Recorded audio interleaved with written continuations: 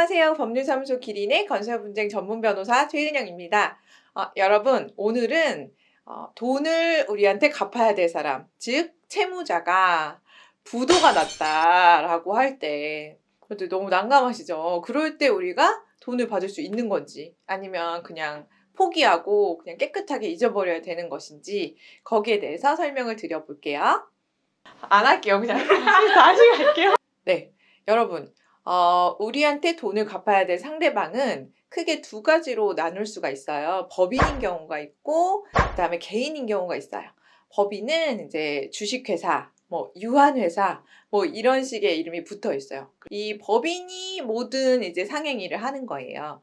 그래서 이 법인한테 받을 돈은 이 법인한테만 청구를 할 수가 있고, 이 법인의 대표이사라거나 실질적인 소유자라거나 이런 사람들한테 청구할 수는 없어요. 그게 이제 재산은 다 이제 별산으로 대표이사랑 법인은 완전히 다른 별개의 인격체다라고 보고 있기 때문에, 즉 공사라면은 이제 우리가 이제 하도급사고 상대방이 하마건설이다 하면은 하마건설 주식회사가 우리한테 돈을 줘야 될 당사자가 되는 거예요.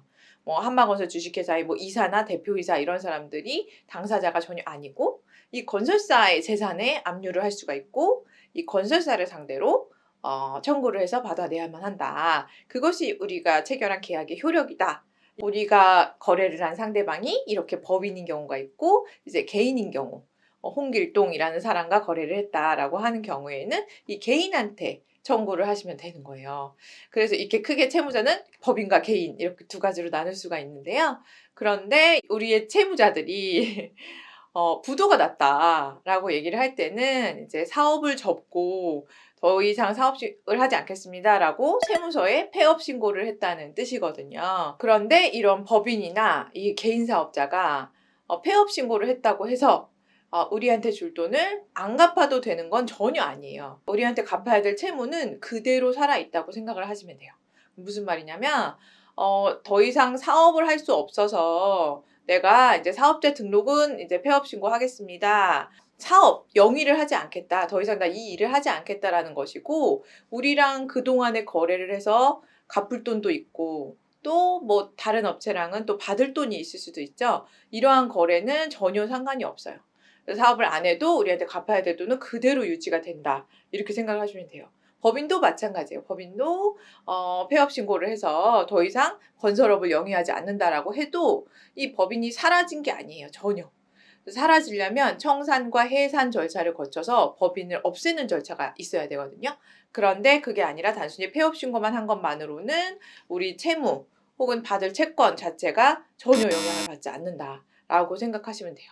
그리고 이 법인이 사라지는 절차, 청산과 해산 절차를 거치는 과정에서는 너 지금 갚을 돈이 얼마가 있니? 이런 것들을 이제 법원에서 다 심사해서 청산 절차를 모두 거친 다음에 이제 사라지게 되거든요. 그래서 함부로 이렇게 누구한테 갚을 돈도 있고 거래 관계도 많이 있었는데 그거랑 아무 상관없이 법인을 이렇게 없애주지를 않아요. 그래서 폐업을 했어도 또 부도가 났다라고 얘기를 해도 채권은 살아있다.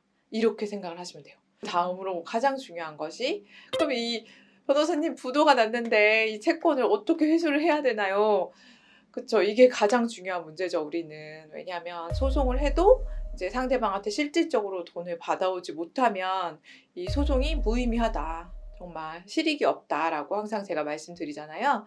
이렇게 채무자가 돈이 별로 없을 때 어떤 법적 조치를 가야 되느냐, 그거를 이제 간단하게 좀 말씀드리면, 우선적으로 우리의 상대방이 건설을 하고 있는 건설 현장에 원청사다 내지는 하도급사다 이런 상태에 계시다면은 제가 말씀드렸죠. 직접 지급 청구. 계약 상대방을 넘어서 그 위에 직상 수급인에게 돈을 대신 주십시오. 저한테 바로 주십시오라는 청구권을 행사하시는 거.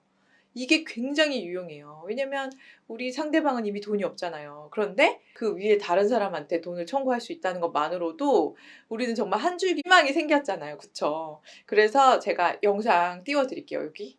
네, 직접 지급 청구권 영상 꼭 보셔가지고 상대방이 돈이 없을 때는 그리고 이게 건설 현장에서 발생된 채권이라면은 직접 지급 청구권을 활용하시라. 그것이 굉장히 유용한 방법이다. 라는 거 다시 한번 말씀드리고요. 그리고 직접 지급 청구가 안 된다 하더라도 상대방이 건설 현장에서 계속 일을 하고 있다거나 혹은 이제 개인으로서 다른 곳에서 뭐 근로를 해서 월급을 받고 있다거나 아니면은 뭐 장사를 해서 거래를 하고 있다거나 라고 한다면 우리 채무자가 받을 돈이 일단 있는 거예요. 공사 현장이라면 공사 대금 나올 게 있는 것이고 상대방 개인이라서 뭐 장사를 하고 있다면 뭐 물품 대금 그런 돈을 받을 게 있는 것이고 그래서 이 채권에 대해서 가압류를 치시는 게 굉장히 유용한 대금 회수 방법이에요. 그래서 이 채무자가 받을 돈을 지급하지 마십시오. 그리고 추후에 제가 이제 지급명령 신청이든 소송이든 제기해서 판결문 받아오면 바로 우리한테 주십시오. 라고 하는 거. 그래서 그 가압류 절차가 굉장히 유용한 우리 채권을 보호할 수 있는 절차이기 때문에 이 가압류할 수 있는 것들을 찾아보시는 게 가장 중요하겠다라는 말씀을 또 한 가지 드렸고요. 현장도 없고 재산도 없고 뭐 부동산은 당연히 없고요. 뭐 아무것도 없습니다. 라고 하시면은 소송 가기도 너무 애매한 상황이 돼 버리는데요. 근데 이 법인이라면은 이 사무실을 운영하고 있을 테니까 임대차 보증금 있겠죠? 이 보증금이 있는지 그리고 이 사무실 안에 이제 건설사들은 이제 대부분 이제 컴퓨터나 이런 게 비싼 것들이 많아요. 그래서 이 집기들이라도 압류를 쳐야 되는지 어떻게 하는 게 좋을지에 대해서 한번 고민해 보시는 게 또 유용한 팁이 될 수가 있고 우리의 상대방인 채무자가 개인이라면 이 개인 재산이 전혀 없을 때는 침대, 소파, TV 같은 이런 집기들 있죠? 이 집기들에 대해서도 가압류를 칠 수가 있어요. 이러한 실질적으로 생활하고 있는 물건들에 대해서 그게 사무실이든 뭐 집이든 압류가 들어오고 그래서 막 가서 빨간 딱지가 붙고 이러면 굉장히 압박스럽기 때문에 이제 돈을 좀 변제하겠습니다.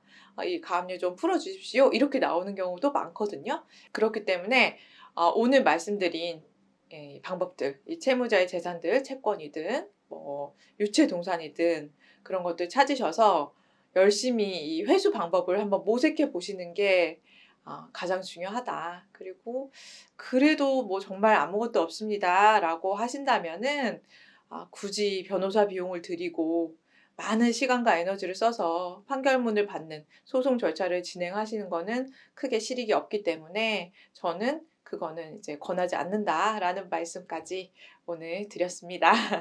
여러분, 부도 났을 때 이 영상 참고하셔가지고 조금이라도 도움이 되셨기를 제가 진심으로 바라고요. 영상 도움 되셨다면은 좋아요와 구독, 알림 신청 꼭 부탁드리고요.